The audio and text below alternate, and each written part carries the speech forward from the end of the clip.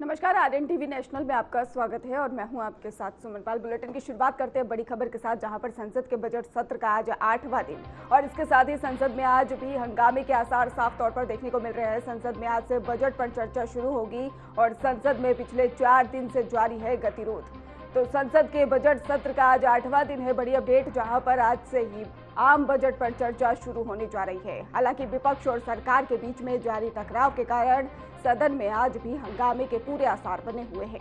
पिछले 4 दिनों से कई मुद्दों को लेकर ही संसद की कार्रवाई बार बार बाधित हो रही है, जिससे कि सदन सुचारू रूप से नहीं चल पा रहा और सरकार बजट पर चर्चा आगे बढ़ाने की कोशिश में है, जबकि विपक्ष अपने मुद्दों पर चर्चा की मांग को लेकर अड़ा हुआ है। और ऐसे में आज की कार्रवाई भी शोर शराबे के बीच में होने की पूरी संभावना जताई जा रही है।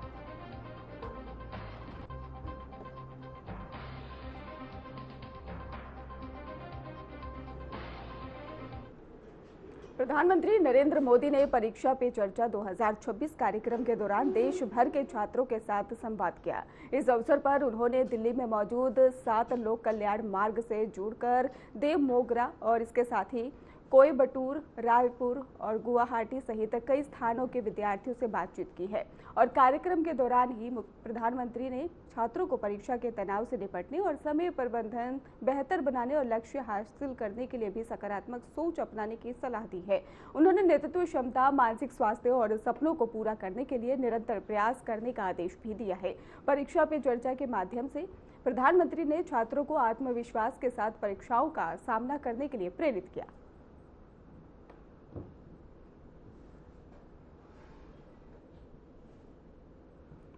ये जो मन में रहता है ना कि इसका महत्व है कि उसका महत्व है, खाने का महत्व है कि सोने का महत्व है, पढ़ने का महत्व है कि खेलने का महत्व है, उसका एक कॉमन जवाब होता है, हर चीज में संतुलन होना चाहिए, बैलेंस होना चाहिए। एक तरफ झुकोगे तो गिरोगे कि नहीं गिरोगे? Yes sir.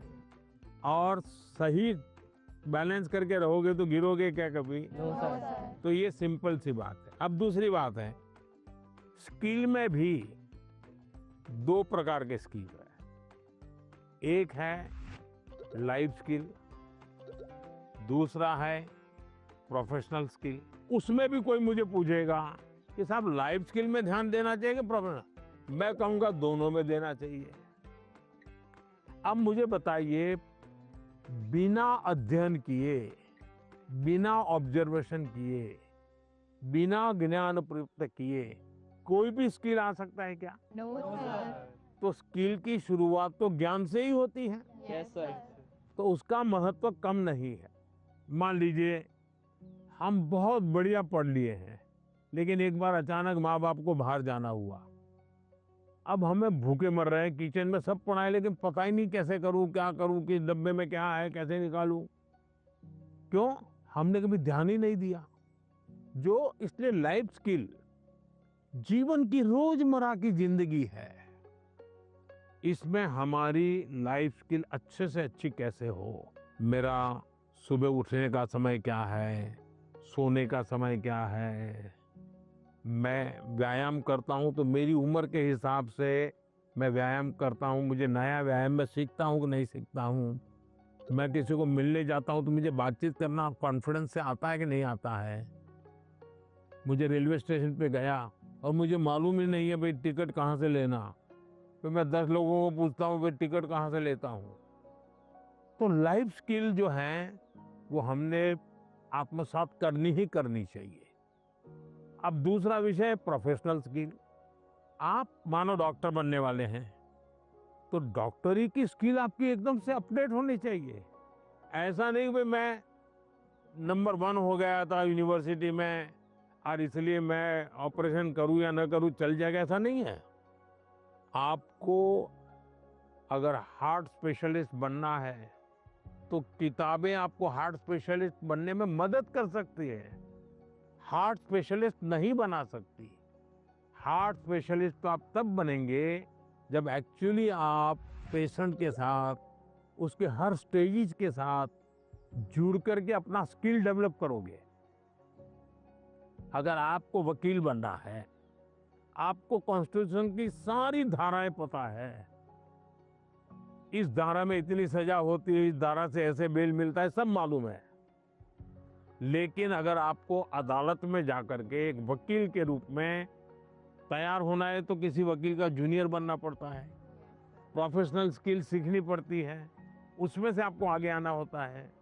और इसलिए लाइफ स्किल, उसमें कोई कॉम्प्रोमाइज नहीं है।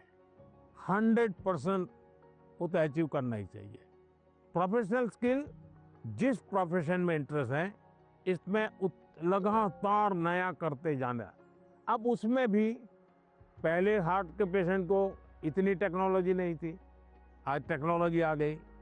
तो आपकी उम्र भले 40 साल हो गई होगी, लेकिन आपको टेक्नोलॉजी पढ़नी पड़ेगी। तो शिक्षा और स्किल एक दूसरे के जुड़वा भाई बहन है, वो दो अलग नहीं है, लेकिन स्किल जीवन में बहुत अनिवार्य है।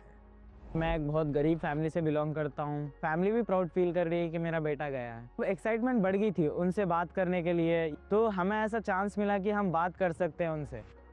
जैन सर। सर, मेरा नाम हेमोता के शाम है। मैं सैनिक स्कूल इम्फाल मणिपुर से आई हूँ। सर, आप बचपन से मेरी एक बहुत बड़ी इंस्पिरेशन रही है और मेरा जन्मदिन भी आपके साथ ही आता है। अच्छा, मुझे अभी एक नेता ने फोन किया था मेरे जन्मदिन पर, है 17 सितंबर को। तो उसने मुझे कहा कि आपके 75 हो गए, बोले अभी 25 बाकी है। मैंने कहा तो मैं जो बीता है उसको गिनता नहीं हूँ, जो बचा है उसको गिनता हूँ। और इसलिए जीवन में मैं आपको भी कहता हूँ, बीता है उसकी गिनती में समय बर्बाद मत कीजिए, जो बचा है उसको जीने के लिए सोचिए। अच्छा बताइए। सर, मेरा आपसे ये प्रश्न है कि सर, हम बोर्ड्स एग्जाम या फिर कोई स्कूल के एग्जाम के प्रिपरेशन करते समय पिछले कुछ सालों के क्वेश्चंस देखते हैं और हम ये अपने आप तय कर लेते हैं कि कौन सा टॉपिक ज़्यादा सही रहेगा, कौन सा ज़रूरी है। और कुछ हम सोचते हैं कि मार्क्स कम है, एग्जामिनर का यहाँ पे फोकस नहीं होगा, तो हम छोड़ देते हैं। क्या ऐसा करना सही है? कभी कभी आपने देखा होगा अखबार में हेडलाइन आ जाती है कि इस बार पेपर बहुत भारी था, बच्चों को बहुत तकलीफ हुई। ये क्यों होता है? सिलेबस के बाहर का होता है क्या? No sir. लेकिन आपको भारी क्यों लगता है? क्योंकि आपने वो 10 साल की पैटर्न के जो 3, 4, 5 साल एक एक विषय के सवाल है उसी पर ध्यान केंद्रित किया। पहले आता था श्योर सजेशंस, फिर आने लगा इम्पोर्टेंट क्वेश्चंस, फिर आने लगा 10 साल के पेपर आप कर लीजिए, वही पैटर्न चलेगा। ये बीमारी जब मैं पढ़ता था तब भी थी, और ये बीमारी फैलाने का काम कुछ टीचर भी करते हैं। टीचरों को क्या लगता है कि मेरे स्कूल का नंबर अच्छा हो, मेरे क्लास का नंबर अच्छा हो, इसलिए वो क्या करते हैं, जिससे नंबर मिले वही पढ़ाते हैं। अच्छे टीचर आपने देखा होगा सर्वांगीण विकास के लिए पूरा सिलेबस पढ़वाते हैं, पूरे सिलेबस पर मेहनत करवाते हैं, उस सिलेबस का आपकी जिंदगी में क्या उपयोग है वो समझाते हैं। अब आप देखिए कोई खिलाड़ी है, अगर मान लीजिए उसको बॉलिंग करनी है, तो क्या वो अपने कंधे के मसल से मजबूत करता रहेगा तो अच्छा बॉलर बनेगा क्या? उसको और क्या क्या करना पड़ेगा? एक्सरसाइज करनी पड़ेगी, योगा करना पड़ेगा, एक्सरसाइज करनी पड़ेगी, पूरे शरीर को मजबूत करना पड़ेगा, उसको मन को भी मजबूत करना पड़ेगा। Yes sir. उसको अपना खाने की पद्धति को भी उसके अनुकूल बनाना पड़ेगा। राज्यसभा में राष्ट्रपति के अभिभाषण पर धन्यवाद प्रस्ताव के जवाब के दौरान प्रधानमंत्री नरेंद्र मोदी ने विपक्ष विशेषकर कांग्रेस पर तीखा हमला बोला है। उन्होंने आरोप लगाया कि कांग्रेस के एक वरिष्ठ नेता द्वारा सदन के एक सांसद को गद्दार कहना सिख समुदाय और गुरुओं का अपमान है। प्रधानमंत्री ने कहा कि ऐसे बयान दुर्भाग्यपूर्ण हैं और ये नफरत की राजनीति को दर्शाते हैं। प्रधानमंत्री ने विपक्षी नारों पर भी प्रतिक्रिया देते हुए कहा कि कुछ लोग मोदी तेरी कब्र खोदेगी और जैसे नारे लगाते हुए लोकतंत्र की बात करते हैं और जो सार्वजनिक जीवन के लिए ही उचित नहीं है।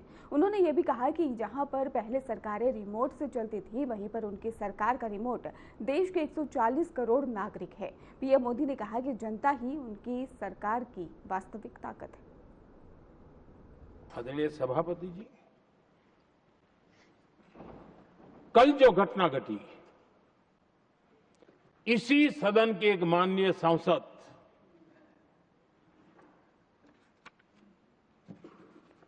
कांग्रेस के शातिर दिमाग जिनका है, ऐसे युवराज ने उनको गद्दार कह दिया। अहंकार कितनी 7वें आसमान पर पहुंच चुका है इनका। और कांग्रेस को छोड़कर के कितने ही लोग निकले हैं, कांग्रेस के कितने टुकड़े हुए हैं, कई लोग दूसरे दलों में गए हैं, लेकिन औरों को तो किसी को गद्दार नहीं कहा उन्होंने। लेकिन कल सांसद को गद्दार इसलिए कहा क्योंकि वो सिख थे। ये सिखों का अपमान था, ये गुरुओं का अपमान था। और कांग्रेस के अंदर जो कूट कूट करके सिखों के प्रति नफरत भरी पड़ी है ना, उसका वो अभिव्यक्ति थी। और इसी सदन के माननीय सांसद है वो, और उनको जरा भी दर्द नहीं, वरना आज खड़े होकर के कह सकते थे कि कल जो हुआ इसी सांसद की गरिमा के अनुरूप नहीं था, हमें खेद है। एक शब्द तो बोल लेते, लेकिन सिखों के प्रति उनके मन में जो नफरत भरी पड़ी है, और इसी के कारण उन्होंने कल, और जिसका परिवार देश के लिए शहादत देने वाला परिवार के वो सदस्य हैं, उन्होंने अपने राजनीतिक विचारों में परिवर्तन किया, इसलिए गद्दार हो गए। और ये गद्दार शब्द छोटा नहीं है। मेरे देशवासी को कोई गद्दार कहे, ये कैसे देश सहन करेगा? और वो भी एक सिख है इसलिए गद्दार कहना बहुत दुर्भाग्य की बात है। और ऐसे लोग कांग्रेस को नहीं डुबाएंगे तो क्या करेंगे? हमने दिमागी बुखार से भी मुक्ति दिलाई, और हमने ट्रैकोमा से भी देश के लोगों के आंखें बचाई। यही सफलताएं हैं, यही संवेदनशीलता है। समाज के लिए जीने मरने का यही संकल्प है। पल पल, तिल तिल समाज के लिए बिताना, घिसना, झलना, वो उनको परेशान कर रहा है। तब जाकर के वो उनको परेशान कर रहा है, तब जाकर के मोदी तेरी कब्र खुदेगी। ये मंत्र लेकर के चल रहे हैं, ये सपने देख करके चल रहे हैं, और बातें लोकतंत्र की करते हैं। मोहब्बत की दुकान के साइन बोर्ड लगाते हैं। क्या सार्वजनिक जीवन में ऐसी नफरत होती है? आदरणीय सभापति जी, इनकी सरकार रिमोट से चलती थी, मेरी सरकार भी रिमोट से चलती है। 140 करोड़ देशवासी मेरा रिमोट है।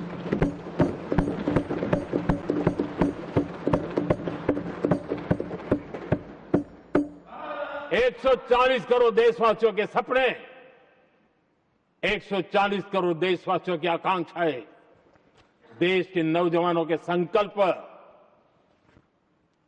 इनके लिए हम जीते हैं, इनके लिए सरकार चलाते हैं।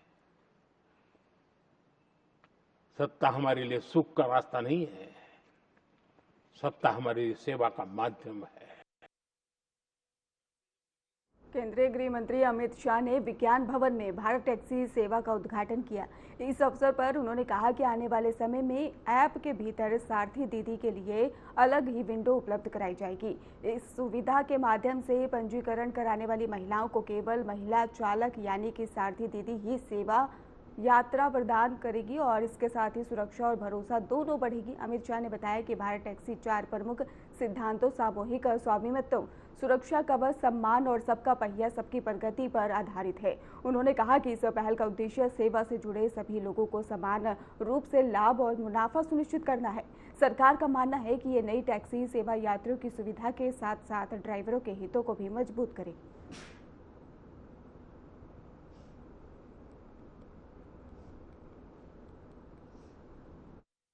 हमने सारथी दीदी की जो संकल्पना करी है, आने वाले दिनों में ये ऐप के अंदर सारथी दीदी की अलग खिड़की होगी।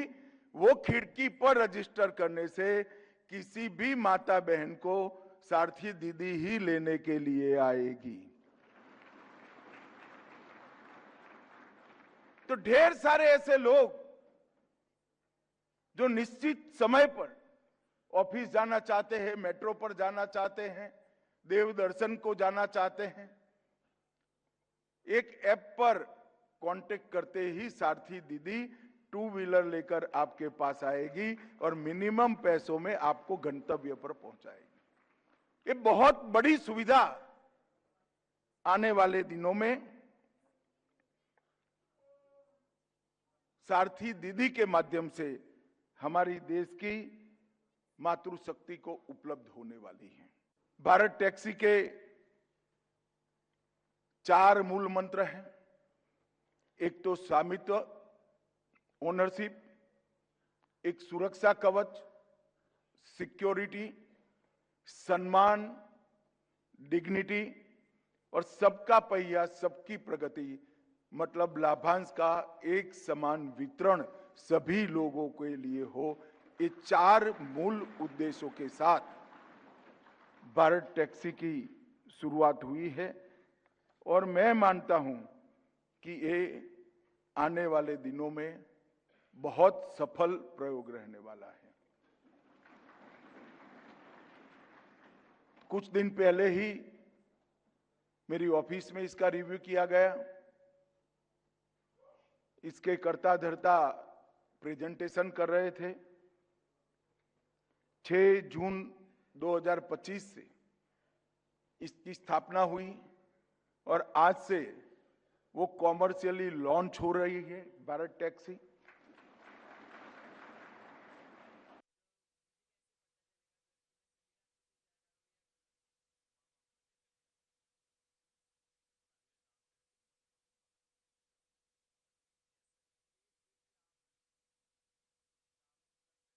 प्रधानमंत्री नरेंद्र मोदी द्वारा संसद में बस्तर ओलंपिक का उल्लेख किए जाने पर छत्तीसगढ़ के मुख्यमंत्री विष्णुदेव साय ने खुशी व्यक्त करते हुए इसे बस्तर क्षेत्र के लिए सौभाग्य की बात बताया।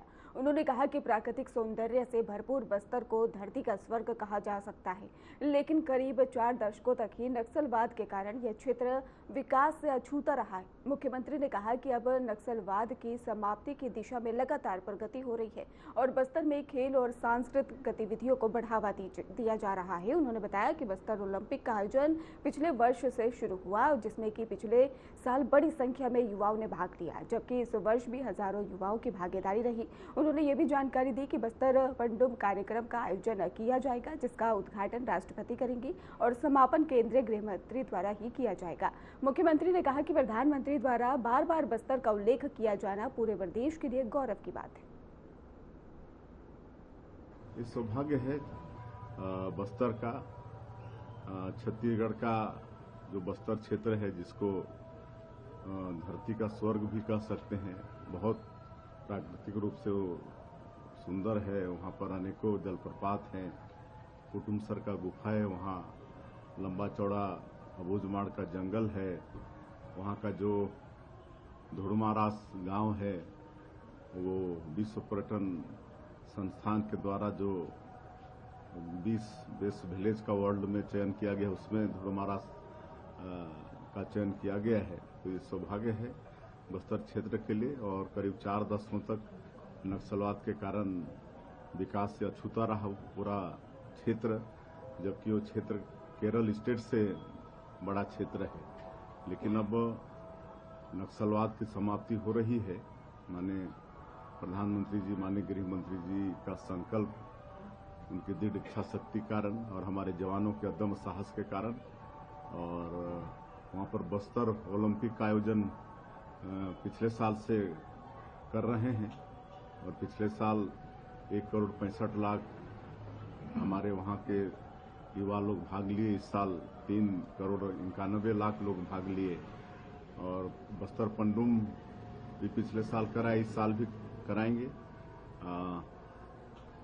जो संभाग स्तर का है बस्तर पनडुब्बी, उसका शुभारंभ 7 तारीख को देश के राष्ट्रपति महोदया श्रीमती द्रौपदी मुर्मू के कर कमलों से होगा और समापन 9 तारीख को देश के यशस्वी गृह मंत्री अमित शाह जी के कर कमलों से होगा। और बस्तर के ओलंपिक का जिक्र माननीय प्रधानमंत्री जी अपने प्रधानमंत्री मन की बात में भी कई बार कर चुके हैं और ये बड़ा सौभाग्य का विषय।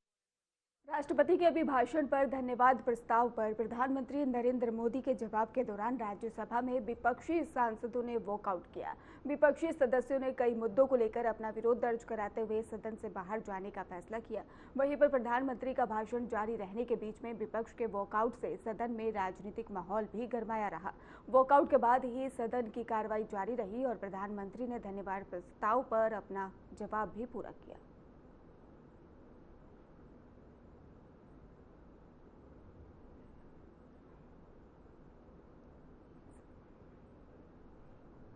राजमाता विजया राजे सिंधिया कृषि विश्वविद्यालय ने एरोपोनिक्स तकनीक का उपयोग करते हुए हवा में आलू उगाने की आधुनिक विधि विकसित की है, जिसे खेती के क्षेत्र में एक बड़ी उपलब्धि माना जा रहा है। और इस तकनीक से पौधे को मिट्टी में लगाने की बजाय उनकी जड़ों को ही खुले वातावरण में रखा जाता है। समय समय पर पोषक तत्वों से भरपूर घोल की फुहार भी दी जाती है, जिससे कि पौधों को आवश्यक पोषण मिलता रहता है। वैज्ञानिकों के अनुसार ही एरोपोनिक्स तकनीक से कम पानी और कम जमीन और नियंत्रित वातावरण में अधिक उत्पादन प्राप्त किया जा सकता है, जिससे बीज उत्पादन की गुणवत्ता भी बेहतर होती है और रोगों का भी खतरा कम हो जाता है। विश्वविद्यालय का कहना है कि यदि इस तकनीक को बड़े स्तर पर अपनाया जाए तो किसानों की लागत घटेगी और उत्पादन बढ़ेगी। आधुनिक टिकाऊ खेती को भी बढ़ावा मिलेगा।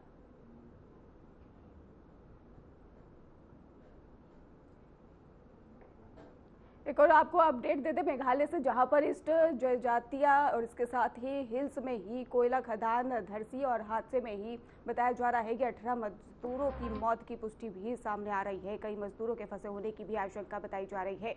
राहत और बचाव अभियान जारी है। राष्ट्रपति द्रौपदी मुर्मू ने शोक जताया है। मृतकों के परिवार को 2 लाख की सहायता भी घोषित की गई है। घायलों को 50,000 रुपए देने का ऐलान किया गया है। तो मेघालय के ताजपुर छितांग में कोयला खदान धंसी है और जिससे मेघालय में कोयला खदान धंसने से 18 लोगों की मौत और कुछ लोगों के फंसे होने की भी खबर और राहत बचाव काम जो है वो लगातार जारी है। राष्ट्रपति द्रौपदी मुर्मू ने ट्वीट कर दिया। उन्होंने कहा कि मेघालय के ईस्ट जनजातियां हिल्स जिले में एक दुर्भाग्यपूर्ण हादसे में मजदूरों की मौत की खबर सुनकर दुख हुआ और मैं शोक स्तब्ध परिवारों के प्रति गहरी संवेदना व्यक्त करती हूं और घायलों के जल्द स्वस्थ होने की भी प्रार्थना करती हूं। पीएमओ इंडिया ने ट्वीट किया, मेघालय के ईस्ट जनजातियां हिल्स में हुए हादसे से दुख हुआ है और जिन लोगों ने अपने प्रियजनों को खोया उनके प्रति संवेदनाएं।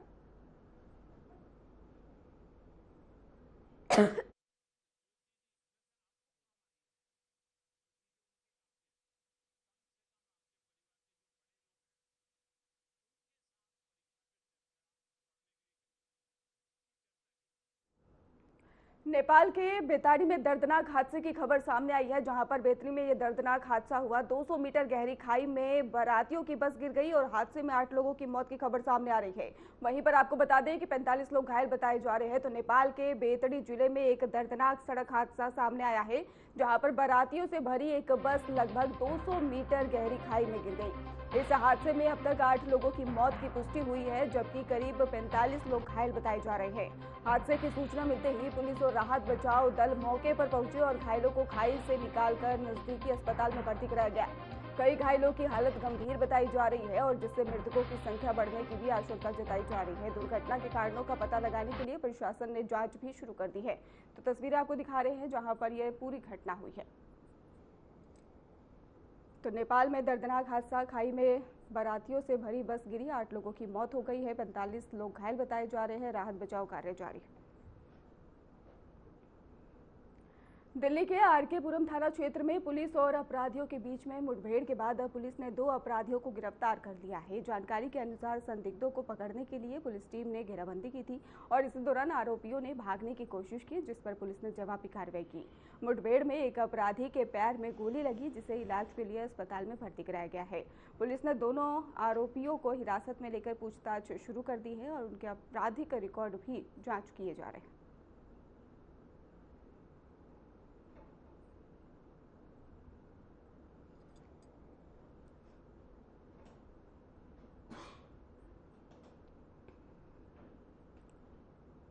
एक और अपडेट सामने आ रही है असम में बताया जा रहा है ड्रग्स तस्करी के खिलाफ एक्शन शुरू हो गया है। पुलिस ने की है करीब 14 करोड़ के ड्रग्स बरामद और इसके साथ ही हेरोइन के 154 पैकेट और 10,000 नशीला टैबलेट भी जब्त किया गया है। तो पुलिस ने एक ड्रग तस्कर को भी इस पूरे मामले में गिरफ्तार कर लिया है। असम में ड्रग तस्करी के खिलाफ चलाए जा रहे अभियान के तहत पुलिस को बड़ी सफलता हाथ लगी है। पुलिस ने कार्रवाई करते हुए करीब 14 करोड़ रुपए कीमत की मादक पदार्थों की खेप बरामद कर ली है। जानकारी के अनुसार पुलिस ने छापेमारी के दौरान हेरोइन के 154 पैकेट और लगभग 10,000 नशीली गोलियां भी जब्त की हैं और इस मामले में एक ड्रग तस्कर को भी गिरफ्तार किया गया है, जबकि उसके नेटवर्क से जुड़े अन्य लोगों की भी तलाश की जा रही है। पुलिस ने बरामद मादक पदार्थों को जब्त कर आगे की जांच शुरू कर दी है और तस्करी के पूरे नेटवर्क का भी पता लगाने की कोशिश लगातार की जा रही है। तो ड्रग को लेकर नया अपडेट सामने आया, जहां पर एक आरोपी को भी गिरफ्तार किया गया है। 10,000 नशीली गोलियां भी बरामद की गई। फिलहाल खास बुलेटिन में बस इतना ही। आप देखते रहिए RN TV नेशनल।